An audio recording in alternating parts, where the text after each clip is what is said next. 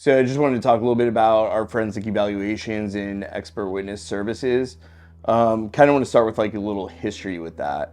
So the way we kind of got into doing that, which is actually kind of how Beachside Recovery started, was I was voluntarily doing some evaluations in the jail, and I found that I had a significant passion for providing these services because it's closely connected to my own story from when I had interaction with the legal system years ago, and my attorney Jack Platt and now Katie Jacobus, were my attorneys, and they saw something in me I didn't see in myself at the time, and they helped me to get into a program and gave me that opportunity. So that's really what we want to do for our patients. That criminal history and understanding and experience of court, prison, county jails really equips me to do a thorough job with our forensic evaluations that other therapists and clinicians are just not equipped with. Not to say that they're better or worse, they're just not equipped in that way. So that really, helps make our approach to forensic evaluations unique for a couple reasons.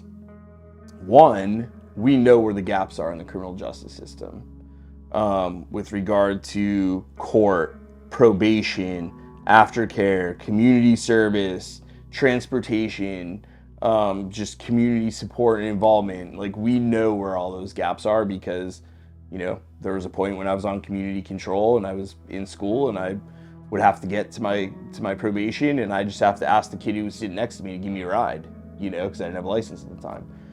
So, there are all these gaps. We kind of understand those gaps. The second way it kind of makes it, our approach really unique is, I speak that language, right? I'm not an attorney. I don't represent myself as an attorney. However, I do very much understand the legal jargon and policies that come with the judicial system. So we understand score sheets, we understand downward departures, we understand, different types of pleas, we understand conditions, we understand, charges, different courts, felony court, misdemeanor court.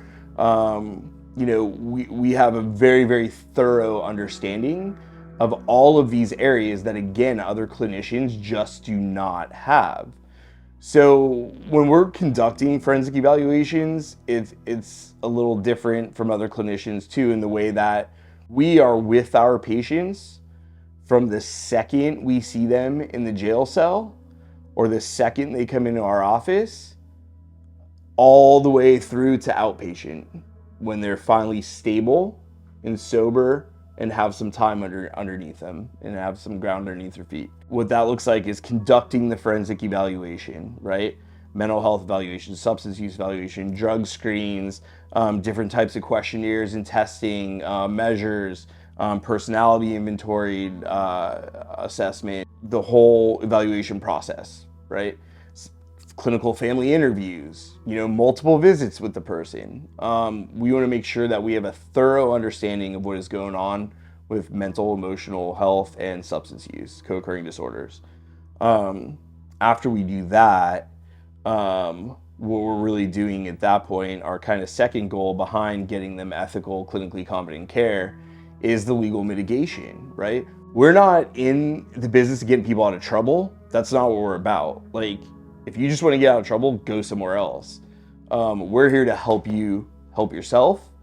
So our first goal is helping our patient to get clinically competent and ethical care that meets all of their needs holistically. Second is legal mitigation. If that happens, awesome. And that is done, again, through our understanding of the judicial system. Sometimes you'll go to a judge or a state attorney with a treatment plan. Someone who doesn't know what they're doing or isn't familiar with the judicial system will just lay out a treatment plan that isn't consistent with a score sheet. Our goal is to work with the judicial system, not against it, with the state attorneys, with public defenders, to get our patients the best care possible and give them the opportunity. What they do with that opportunity is completely up to them.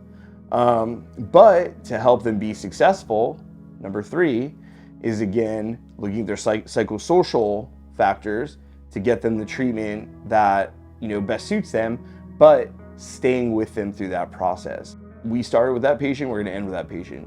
So check-ins. For forensics, we will get weekly updates from the treatment center. We will go visit our patients.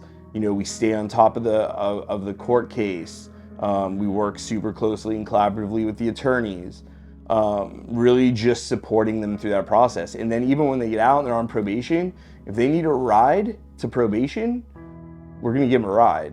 We're not going to enable them, right? We're not going to do it every day because that's your responsibility, but we're going to fill those gaps. Like, if you genuinely had something lined up and it fell through, we will come get you and take you. We will help you find community service. We will help you find jobs. We will help you fill out FAFSA, right, for student aid, for financial aid. We'll help you, teach you how to write a resume. Whatever we have to do throughout that process to help our patients succeed and not have any more involvement with the legal system due to their mental or emotional health is what we will do.